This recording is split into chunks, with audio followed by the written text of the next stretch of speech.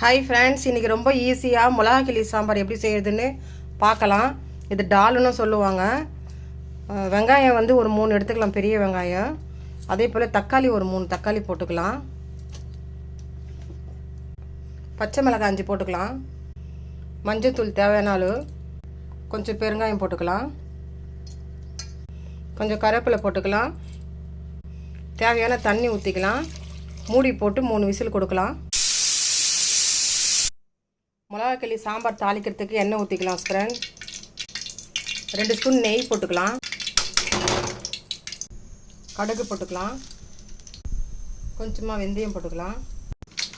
தட்டி வச்ச பூண்டு, கருவேப்பிலை, மோர் மிளகா ஃப்ரெண்ட்ஸ்.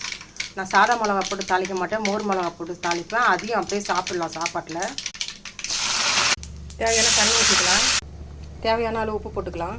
மிளகா கிள்ளி சாம்பார் ரெடி.